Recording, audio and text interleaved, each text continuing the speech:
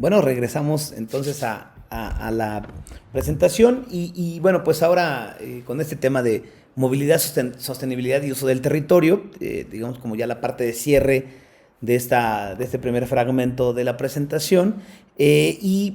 Ciertamente los temas de movilidad hoy en día permiten eh, pues el intercambio, ¿no? de ideas, de conocimientos, de mercancías, eh, en fin, de un sinfín de cosas. Sin embargo, es importante reconocer que en estos grandes temas, ¿no? de movilidad, sostenibilidad y uso del territorio, hay 7 elementos que son notables de abordar, ¿no? El primero es, hoy en día estamos observando una nueva ola de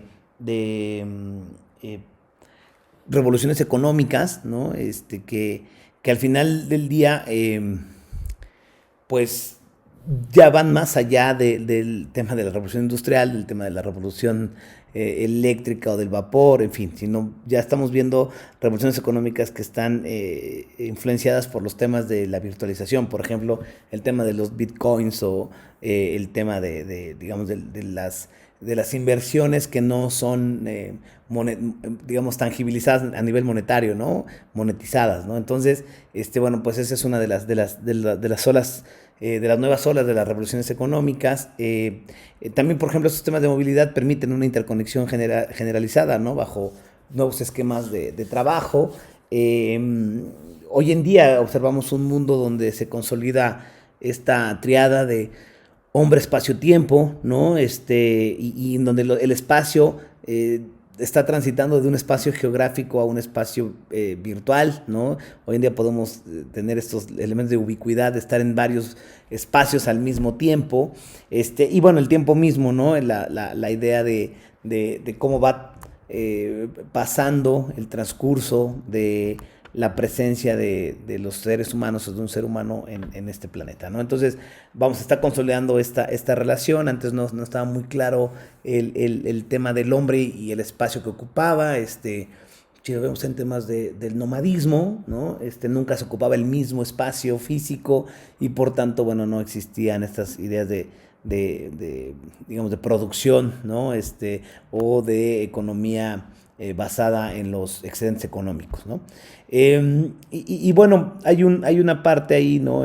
También de un modelo muy occidentalizado, ¿no? De la idea de que cada persona podría ser capaz o es capaz de desarrollar sus propias capacidades y sus propios entornos, ¿no?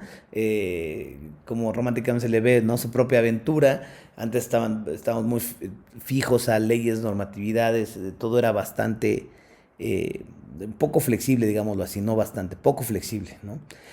Hoy en día, bueno, pues también con estos temas de movilidad hay un riesgo ahí de la formación de guetos sociales, ¿no? Bueno, pues si lo vemos así a cortapelo, eh, pues se está viendo que son configuraciones sociales medievales, ¿no? Les comentaba en algún momento, seguramente, y si no lo hago en este espacio, el tema de que en Berlín se vivió un proceso muy fuerte de transculturación por, de manera obligada, ¿no? Al tema de la migración, ¿no? Ya no existían personas en Alemania dentro de la planta productiva que pudieran sostener o sustentar el modelo. Y por tanto, bueno, permitieron la llegada de personas de otros países, ¿no? Básicamente Turquía bueno, pues una parte de egipcia y en fin, ¿no? Tunecinos, en fin, personas que ciertamente están muy pegadas a la parte europea, ¿no? Pero que ya pertenecen al continente africano. Entonces, y que en la gran mayoría de ellos, la religión que profesan es la musulmana. Entonces, llegó un momento en el que en Berlín había más mezquitas que iglesias, digamos, ortodoxas, protestantes o católicas, ¿no? Y esto se dio un fenómeno bastante notable porque, pues, hubo reconfiguraciones sociales, se veía que había espacios ocupados por estas personas migrantes y que se concentraban, ¿no? O sea, no estaban dispersos en toda la ciudad, sino preferían estar agregados en ciertas zonas, ¿no? Entonces, esta es la idea de los guetos sociales famosos, ¿no? Entonces, se dan cuenta, aunque estamos en la posmodernidad, todavía hay algunas estructuras de comportamiento social que están enfocadas hacia lo que sucedía en el medioevo, ¿no? Otro elemento más es la parte del equilibrio, ¿no? Para el crecimiento perfecto, entendamos que la perfección en los temas sociales es utópico, ¿no? Y bueno, pues la idea, ¿no? de que todos participemos en el crecimiento y en el desarrollo de nuestras economías y que nos comportemos éticamente y todo eso, bueno, iría caminando hacia ese crecimiento perfecto, ¿no? Y finalmente, pues algunas ideas sobre el camino que se debe tomar, ¿no? Hacia cuáles son las aportaciones que históricamente se dan para que nosotros podamos entender la actualidad, ¿no? Aquí es digamos, un poco más dialéctico el tema, porque todavía hay un poco entendimiento del uso territorial, la sostenibilidad y los temas de movilidad social, ¿no? Insisto, también hay un gran debate a nivel global sobre hacia dónde va caminando el planeta siguiendo ciertas recetas que no han funcionado, ¿no? En México es un claro ejemplo, porque hemos copiado modelos económicos, y yo digo copiado tal cual, ¿no? Porque una cosa es traerlos a México, contextualizarlos y ponerlos en un sentido más local, ¿no? Entonces, bueno, hay un debate a nivel mundial también sobre esta idea de por qué estamos o seguimos copiando recetas que no han funcionado. Y de hecho por ahí vamos a analizar un documental que precisamente habla un poco de esta idea de contrasentido, ¿no? ¿Por qué seguir adoptando patrones o modelos que no, que digo, de antemano vemos que se están desmoronando, ¿no? Bueno.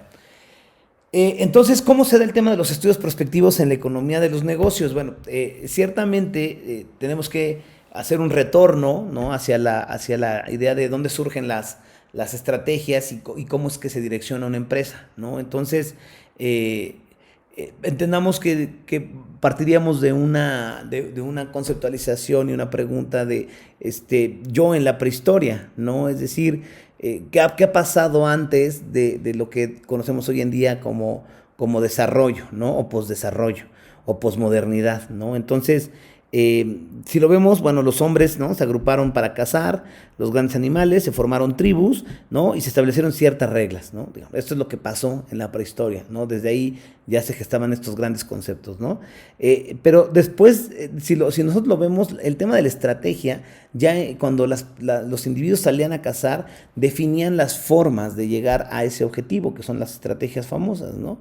Entonces, estas estrategias de direccionamiento o estas estrategias de dirección ya se veían en la prehistoria, aunque las configuraciones o las conformaciones sociales eran pues bastante básicas, ¿no? Es decir, no existían entramados tan complejos como el que hoy en día vivimos, ¿no? Entonces, otro elemento más es que, ya pasando a un tercer punto, es normalmente llegamos a confundir la estrategia con la táctica, y la verdad es que no, la táctica es el entender los modos, las formas de hacer las cosas, y la estrategia es los caminos que se deben tomar, ¿no? Entonces, la formulación estratégica tiene que ver con este famoso arte de emplear las armas, ¿no? Para obtener el mejor resultado, ¿no?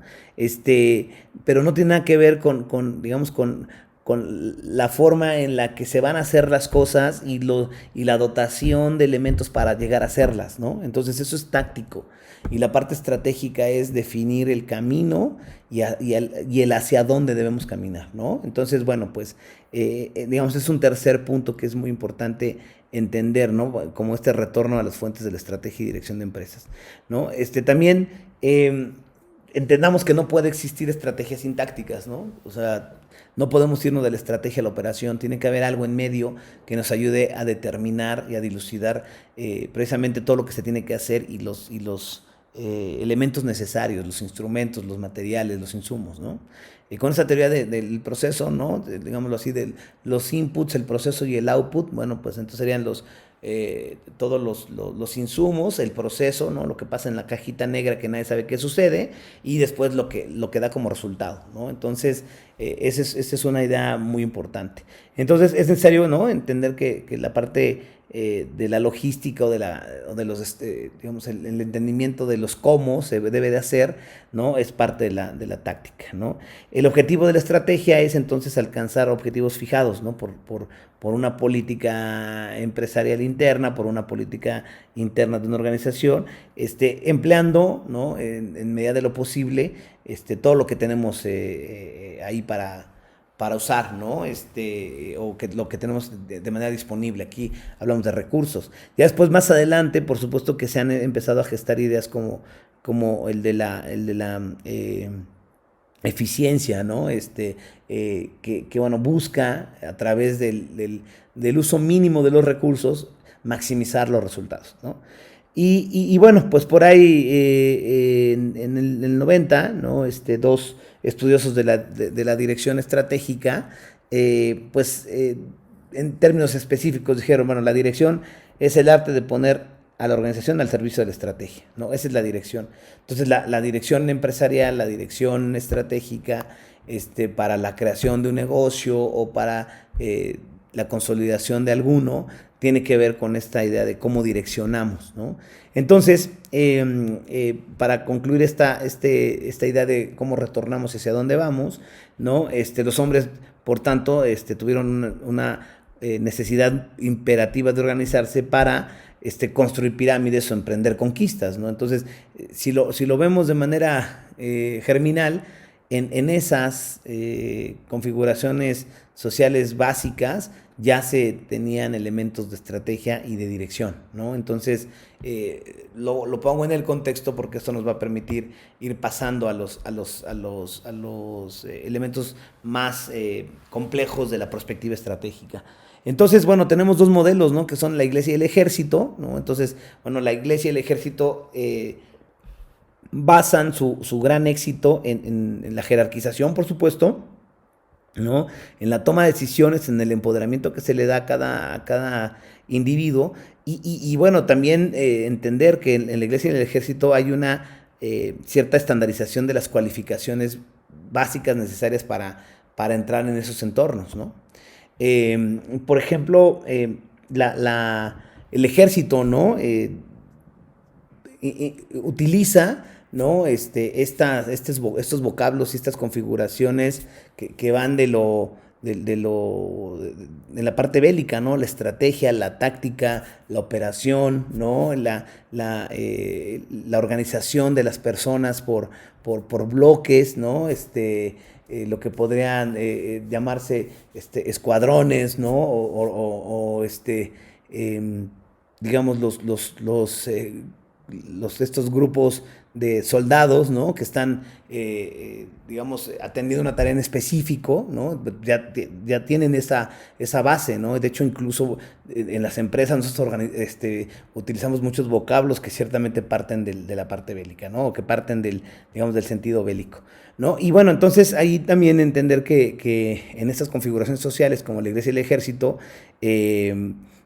existen estas ideas de la meritocracia, ¿no? O de las sanciones premios, ¿no? De tal suerte que normalmente estamos trabajando de manera regular en si tú eres un buen ser humano te vas a ir al cielo, si eres un mal ser humano te vas a ir al infierno. Igualmente en el ejército, si eres un buen soldado puedes ir ascendiendo en los niveles del ejército, si eres un mal soldado pues te vas a quedar en los niveles básicos, ¿no? Entonces, vamos, estas son las ideas principales, ¿no? De estos dos modelos que son la iglesia y el ejército. Y, por ejemplo, si hiciéramos una comparación de cómo se da en el campo de la milicia y de los negocios los diversos conceptos, Por ejemplo, el jefe, ¿no? Bueno, el jefe en un campo militar pues es un general, ¿no? Y su estado mayor.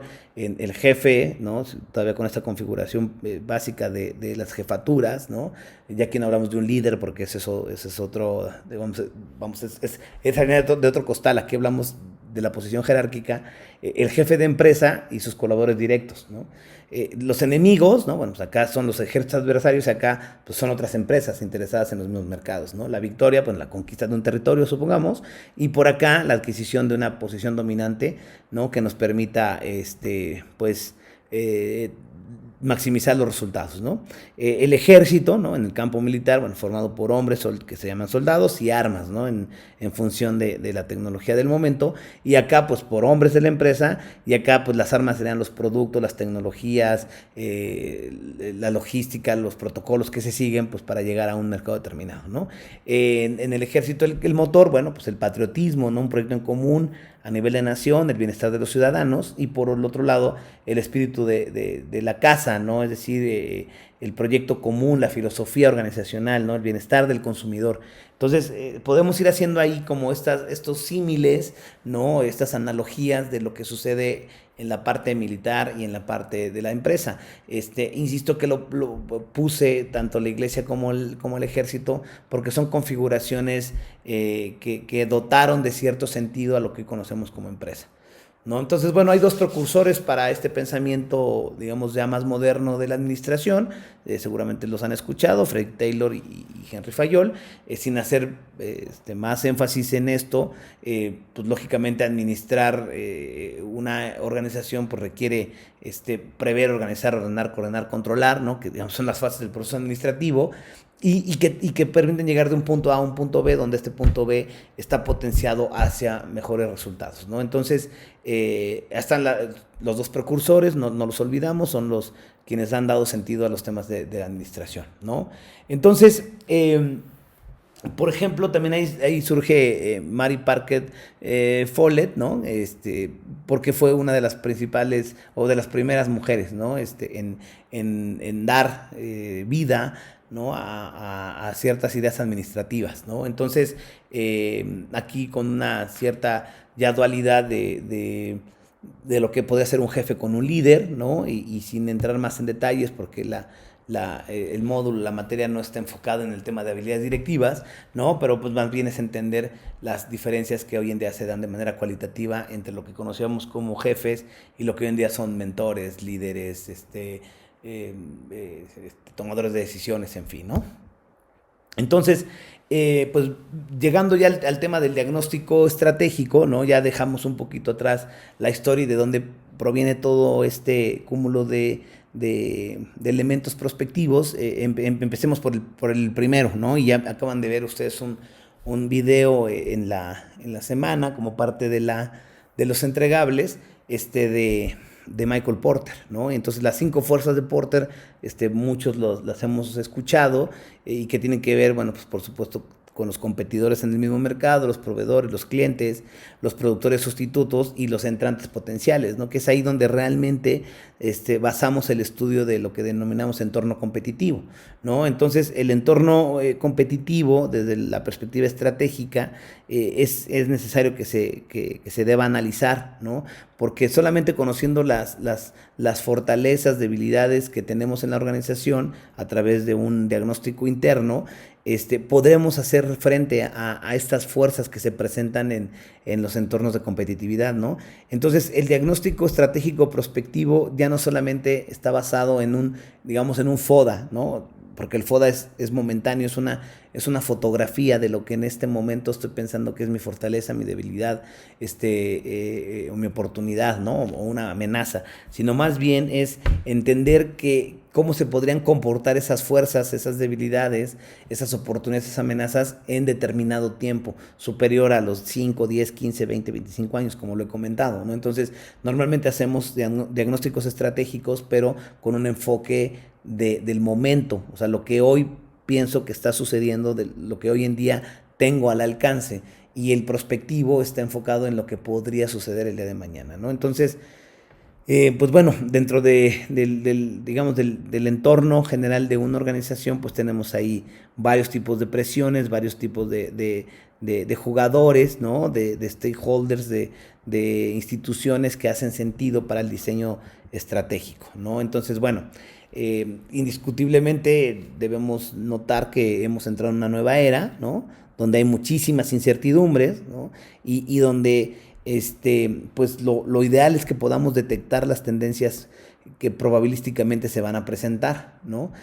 Aquí el tema fundamental es que las organizaciones hacen este diagnóstico estratégico desde la perspectiva prospectiva, porque no es nada, digamos, estratégico hoy en día el que las organizaciones piensen que no hay nada después de la pared de sus oficinas, ¿no? O de la pared de su empresa, o de la pared de su entorno, ¿no? O del mercado que están viendo.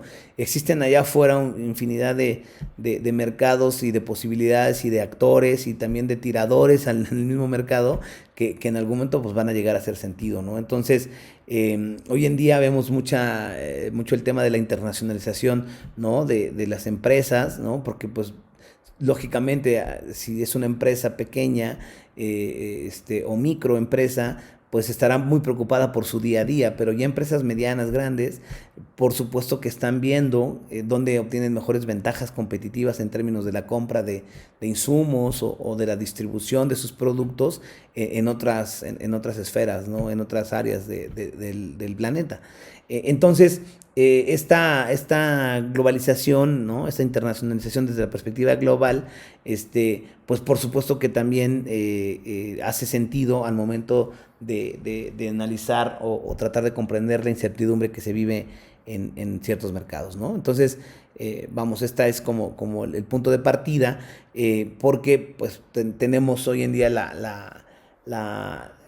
el gran desafío, ¿no? De cómo logramos disminuir la incertidumbre con un enfoque ya no solamente cualitativo, sino también cuantitativamente, ¿no? A través del estudio de las tendencias, ¿no? Entonces, bueno, aquí de manera muy general, la idea es entender que la introducción de nuevas técnicas de producción o de organización deben estar enfocadas en la parte prospectiva y para atender las exigencias y sobre todo los compromisos y los retos que nos presenta un entorno, ¿no? Entonces hay varias técnicas, ¿no? Voy a abordarlas de manera muy sucinta, sin embargo, bueno, si ustedes en algún momento desean profundizar más en ellas, simplemente es que se investiguen. En la red hay muchísimos textos que hablan de estas metodologías, de estas herramientas para hacer análisis estratégico del entorno, ¿no? Desde una perspectiva prospectiva. Una es el método ADL, ¿no? Donde tomamos ahí todas los factores de aprovisionamiento, de producción, de comercialización y los que son financieros y tecnológicos para ver cuál es el posicionamiento que tiene la empresa, ¿no? En términos de si está ya en un nivel de crecimiento o de madurez o simplemente pues ya va para abajo, ¿no? Entonces, ¿cuáles serían estos elementos que se dan de manera matricial? Bueno, pues estos que están aquí en la pantalla, ¿no? Cuando una empresa tiene una posición competitiva débil, por ejemplo, ¿no? Y está atendiendo de manera inicial un mercado, bueno, pues la estrategia será la compra de ciertos licenciamientos, ¿no? Y así cada uno de estos elementos que se dan de manera, insisto, matricial, cuando posicionamos dos elementos, digamos que son clave, ¿no? Las orientaciones de investigación y desarrollo de madurez en el sector, ¿no? Cómo se analiza desde una perspectiva de dónde estamos o hacia dónde estamos orientados, y la otra de la posición competitiva, ¿no? Entonces, bueno, ahí se da ya de manera gráfica, ¿no? Dónde están todos los componentes de esta matriz y hasta llegar al punto, ¿no? De un corte digamos, ahí transversal, en donde se dan estos tres elementos que son los más notables, ¿no? Cuando una empresa está en ciertos niveles de madurez y de posición competitiva, ¿no? Pues bueno, buscamos que sea un desarrollo natural hasta llegar a un punto de dominancia del mercado, pero también pues esto ya está cercano a los niveles de declive de una organización, ¿no? Cuando estamos en ciertos niveles de mercado, el enderezamiento, y cuando de plano no dan los números, no da la posición competitiva, bueno, pues hay que abandonar ese mercado, ¿no? Entonces, bueno, aquí hay un contraste de dos elementos con otro modelo que se llama dinámica de la empresa con su entorno, ¿no? Donde se analizan básicamente la fragilidad financiera, ¿no? Y la pérdida de cuota, ¿no? De mercado. Entonces, cuando dos empresas o una empresa está en este tipo de situaciones, pues tienen que tomar decisiones hacia, digamos, mejorar la parte financiera o incrementar su posicionamiento en el mercado para aumentar sus cuotas, ¿no? Y bueno, pues al final del día lo que se busca siempre es un crecimiento que esté ciertamente equilibrado, no tengas que apostar una gran cantidad de dinero para poderle o atender una cuota mayor de mercado, ¿no? Entonces, bueno, existen algunas otras, ¿no? Ya habíamos platicado un poco de Michael Porter, ¿no? Es otra herramienta, que es la de las estrategias genéricas y la función de la valoración y la innovación, ¿no? Aquí donde hablamos de las ventajas de diferenciación y las ventajas competitivas. Michael Porter, ¿no? Propone liderazgo en costos, ¿no? La diferenciación con base en la calidad, ¿no? O el posicionamiento a ciertos mercados que son restringidos, ¿no? Por ejemplo, esos son los mercados de élite, ¿no? O los mercados que están enfocados en la compra de productos de altísima calidad, pero también de altísimo precio, y así, ¿no? Algunas otras de las estrategias que propone Michael Porter. La idea fundamental, ¿no? Es como entender esas estrategias de Porter o esta metodología igualmente en una matriz, ¿no? Entonces, tenemos tres elementos básicos, ¿no? La diferenciación: yo hago un producto, o yo tengo un servicio, o yo proveo un producto, o yo proveo un servicio que tiene una diferenciación notable en relación a lo que hacen los demás, ¿no? O la otra es: yo soy el líder en costos, ¿no? Es decir, nadie es más barato que yo, y sin mermar, por supuesto, no los temas de la calidad, ¿no? Pero bueno, ciertamente a veces por alcanzar un costo muy bajo, también hay que hacer un poco de restricciones en la calidad del producto. Y la otra es la concentración, ¿no? Es decir, yo me concentro en un solo mercado, me concentro en este mercado que es élite, y pues busco ser el líder en ese sector, ¿no? Y me olvido de todo lo demás. Entonces, podemos diferenciarnos, podemos ser líderes en costos, o podemos hacer estrategias de concentración de mercado. Y bueno, pues aquí hablaríamos un poco de los dilemas, ¿no? que tiene la estrategia. Es si le apuesto al corto plazo o a largo plazo, si busco diversificación o tengo que hacer un repliegue, ¿no? De mi cadena o de mi línea de productos o de servicios, o si le voy a apostar al crecimiento y sus beneficios, ¿no? Entonces, digamos, son los dilemas en los que normalmente se entra. Y este dilema de crecimiento-beneficios, tiene que ver con entender que las cifras que arroja un negocio y el crecimiento de un negocio no son sinónimo de rentabilidad. O sea, hay momentos en que la empresa está creciendo mucho, pero no estamos obteniendo los márgenes que buscábamos. Y hay momentos en los que los beneficios están siendo enormes, ¿no? Pero al final de cuentas, no estamos creciendo, ¿no? O sea, tenemos muy buen retorno financiero de nuestra inversión, pero no vemos que crezca, ¿no? Entonces, a veces se nota eso, ¿no? Hay empresas que venden mucho y ganan poco, y hay empresas que venden poco y ganan mucho. Habrá que, bajo esta dicotomía, pues entender a qué le vamos a apostar, ¿no? Otro elemento más que tiene que ver con esto es el diamante de la innovación, ¿no? Las empresas que le apuestan a la innovación como precepto fundamental de la diferenciación, ¿no? Y bueno, aquí de manera muy general, comentarles que, bueno, hay organizaciones a nivel mundial que le apuestan bastante a la financiación para investigación y desarrollo e innovación, y por tanto, bueno, pues son empresas que están siempre, digamos, a la cabeza en los temas de desarrollo tecnológico, o de la creación de nuevos productos, ¿no? De servicios. Por ejemplo, la empresa más innovadora del mundo es 3M, ¿no? El 3M es la que hace el teflón, es la que hizo los post-its, es la que hizo el Durex, la cinta adhesiva, en fin, tiene infinidad de patentes a nivel global.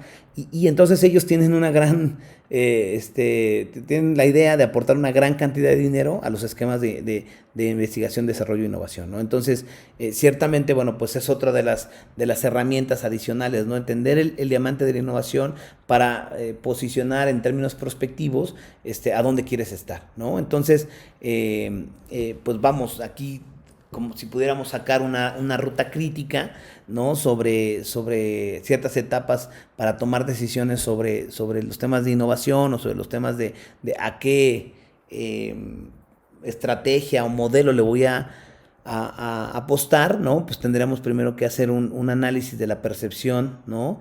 De la necesidad que tenemos, ¿no? Y efectuar ciertas selecciones de lo que tenemos en el entorno, ¿no?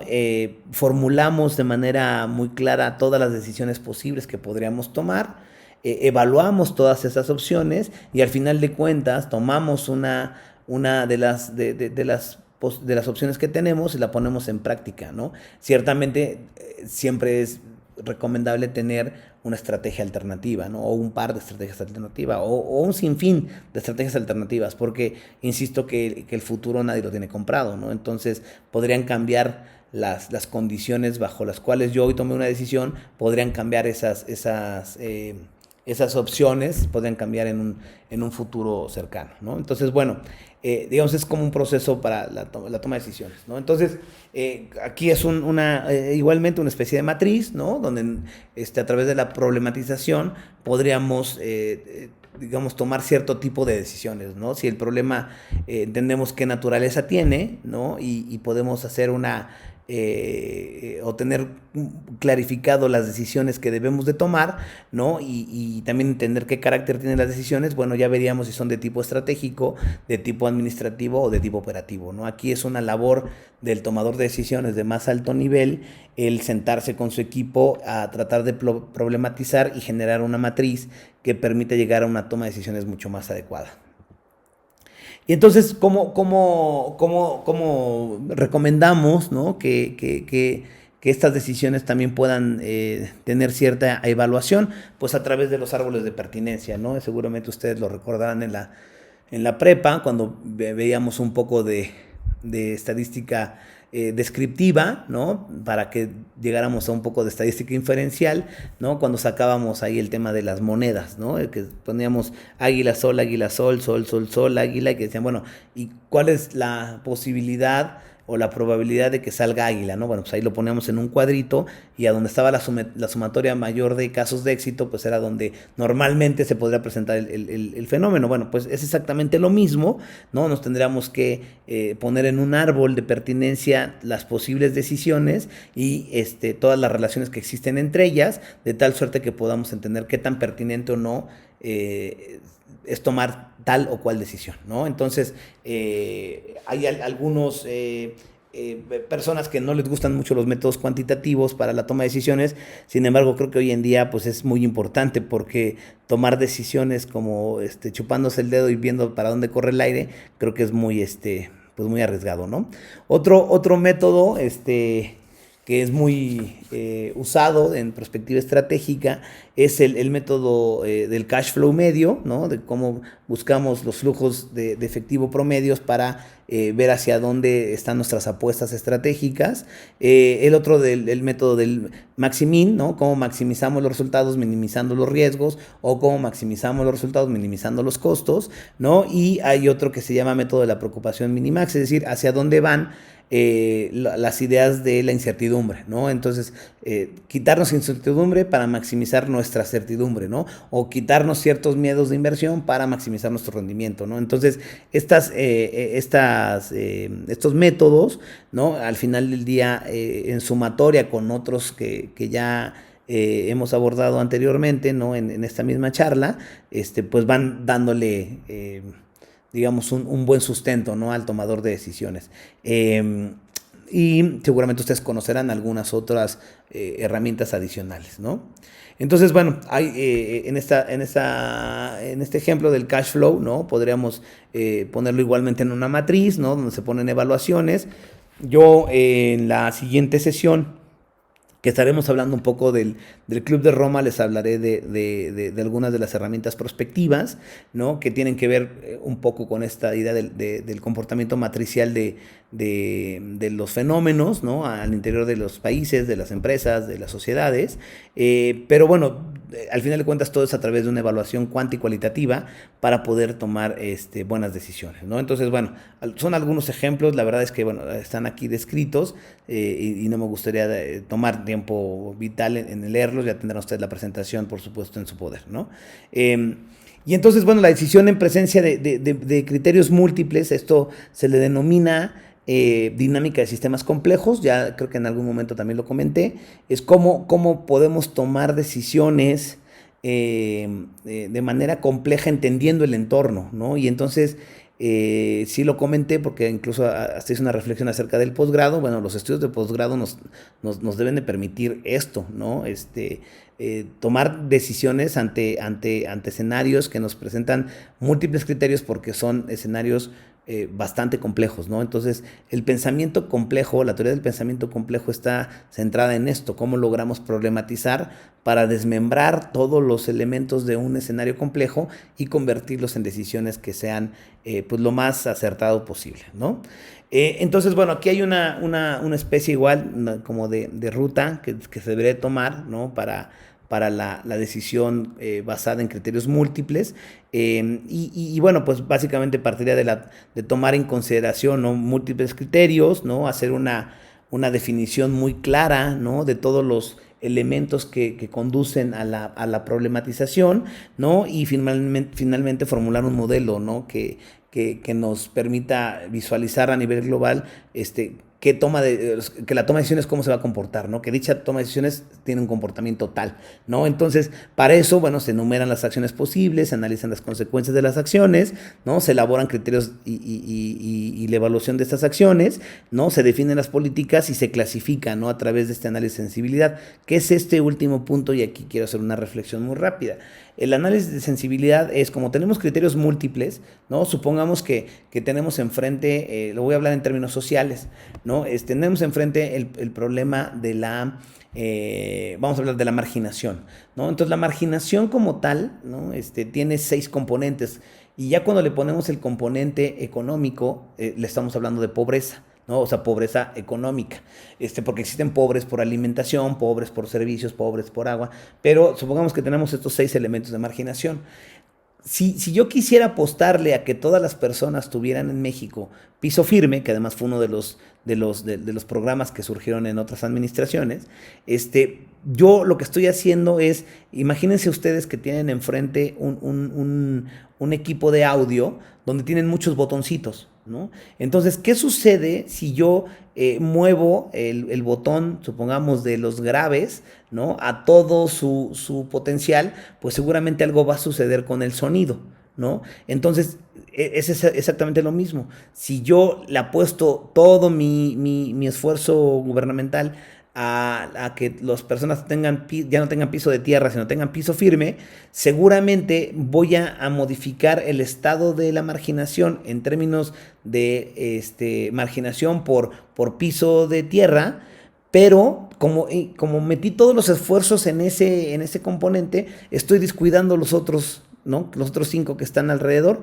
y entonces algo sucede en el sistema. Imagínense que todos estos estuvieran comportándose como una curva. Bueno, pues entonces yo estoy disminuyendo la curva de personas que tienen piso de tierra, ¿no? Y estoy aumentando las que tienen piso firme. Perfecto, eso es entendible y además es hasta obvio. Pero, ¿qué sucede con el tema de, por ejemplo, pobreza por servicios básicos, ¿no? O sea, yo ya le puse piso a la casa de tal familia, le puse piso firme, pero al final de cuentas siguen siendo marginados porque no tienen acceso al agua potable, ¿no? Entonces, vamos, este es el análisis de sensibilidad. ¿Qué sucede si yo muevo o de más o de menos cierto componente? ¿Qué sucede con todos los demás? Bueno, este es una idea muy clara del análisis estratégico bajo un enfoque prospectivo, porque yo no le puedo apostar todas las canicas a un solo criterio, ¿no? Tengo varios criterios que tengo que atender y entonces el análisis, el estudio se hace con base en todos los criterios y ver qué comportamiento tendrían si yo muevo, ¿no?, alguno de los botones. Entonces, imagínense esta idea de que tuvieran ahí enfrente un equipo de audio con muchos botones. ¿Qué pasa si le subo, le bajo al del volumen, que es el máster? Bueno, pues se bajo, se sube el volumen, pero supongamos que yo lo tengo, tiene 10 niveles, yo lo pongo en nivel 5, pero algo sucede si yo le pongo más o menos agudos graves, más o menos medios, más o menos ¿cómo se llama esto? Eco, o más o menos esto, reverberación, en fin, sucede algo con el sonido. Entonces, para llegar digamos, a un punto de equilibrio, si me permiten el término, tendríamos que analizar cuáles son los criterios que tienen mayor peso específico en la toma de decisiones, ¿no? Entonces, bueno, digamos, es una forma de dar una especie de explicación a cuál es este fenómeno de la decisión con base en criterios múltiples, ¿no? Entonces, pues bueno, aquí ya se explica un poco con esta idea del plano cartesiano, ¿no? Entonces, cuando tú tienes muchas acciones posibles, ¿no?, o una multiplicidad de escenarios que se podrían presentar, pues tienes que ponerlo en niveles de actuación, ¿no? Entonces, actuaciones muy deseables, actuaciones de resultados medios o acciones a evitar, ¿no? Y hay algunas que son acciones muy arriesgadas, ¿no? Lógicamente, pues aquí este tema también se comporta como en las inversiones, ¿no? A mayor cantidad de riesgo, pues también mayor cantidad de ganancia, ¿no? O sea, se incrementa la tasa de interés porque también hay un alto riesgo, ¿no?, de perder la inversión. Igualmente acá, acciones muy arriesgadas, pues en teoría te tendrían que dar una maximización de los resultados, ¿no? Entonces, bueno, pues así es como se va comportando un poco el tema de la prospectiva estratégica, y aquí una especie de articulación, ya para ir cerrando la sesión, la articulación de la prospectiva y la estrategia, ¿no? Hay con algunos puntos, y ciertamente, bueno, lo que siempre me gusta hacer énfasis es que no se confunda, ¿no?, el tomar los deseos, ¿no?, los objetivos por realidades, ¿no?, o mezclar los escenarios exploratorios con los normativos, ¿no? Existen escenarios normativos que no van a cambiar, o sea, los que te fijan la ley, la constitución, todas las reglas aceptadas socialmente, ¿no? Y hay otros que son exploratorios, ¿no? Escenarios exploratorios son estos. A ver, ¿qué sucede si yo incremento o decremento mi ayuda internacional? Ah, bueno, esto sucede con las personas que están recibiendo la ayuda, ¿no? Y hay unas que se tienen que dar por sí, ¿no? O sea, por sí mismos. Entonces, digamos, son algunas de los elementos que permiten identificar la articulación, ¿no?, de los escenarios prospectivos. Entonces, bueno, sin más, insisto, tendrán la presentación. Aquí es un breve recuento de lo que sucede y cómo surge la prospectiva. Ciertamente yo voy a dar este énfasis en la sesión donde hablaremos del Club de Roma, pero bueno, pues básicamente ahí está, ¿no?, el tema de los años 80, donde se empiezan a detonar las primeras ideas de prospectiva, y se crean sinergias entre países para poder crear un estudio mayor, que bueno, ustedes van a tener acercamiento a este estudio que se llama The Limits to Growth, ¿no?, los límites del crecimiento. Entonces, bueno, pues van a poder identificar más, con mayor claridad esta línea de tiempo, ¿no? Entonces, pues bueno, me gustaría, digamos, dejar aquí la presentación. Realmente hay 2-3 diapositivas más que podrían estar ahí corriendo, que tienen que ver con la planificación estratégica, que si quieren lo podemos abordar en la sesión del sábado, de tal suerte que pues también ustedes tengan tiempo de analizarlas y que hagamos énfasis en ellas, ¿sí? Entonces, bueno, pues muchas gracias y nos estamos saludando en la sesión síncrona. Que tengan muy buena tarde.